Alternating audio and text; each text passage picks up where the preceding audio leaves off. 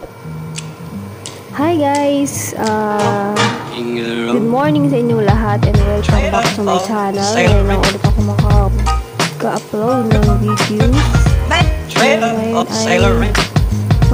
magluluto ako ng sisig. Ang ginamit ko na ingredients sa aking sisig is hindi siya baboy na kasi yung pisngi ng baboy yun. Subukan kong gamitin yung baluni. Ano ba ang tawag ng baluni sa inyo dyan? Sa lugar ninyo kung saan man kayo. So ngayon yung para ng pagluluto ko ay inuna ko muna siya na lutuin yung baluni. Para siya na luto talaga siya.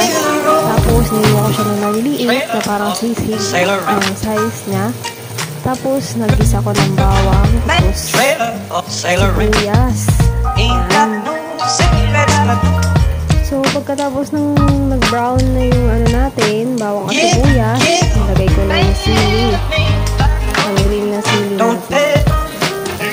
Tapos i-oil na natin siya.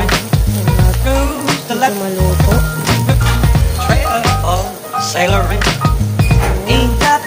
Diba na napakabango nito na parang ano siya, parang talaga siyang sisig.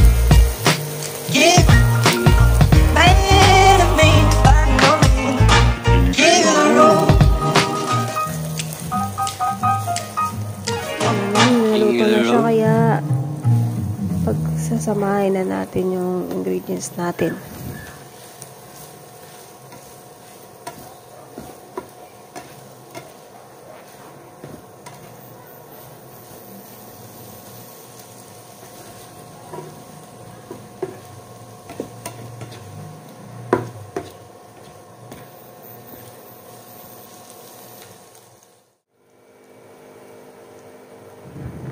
So, ayan na siya. Ngayon naman, lalagyan natin ng kunting, paminta. Ayan. Pino yung nilagay ko sa kanya para hindi natin makain na bilog. Tapos, ayan, nilagay ko na yung itlog. Tapos, ilalagay ko na rin dito yung, natin. Ayan, yung tawag dito, mayonnaise. Konti lang siya.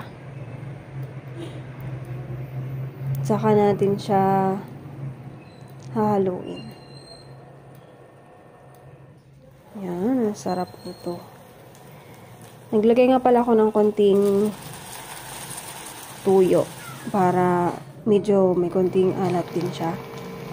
Isang paket siya ng gaya na din ng tuyo. Ayan na siya.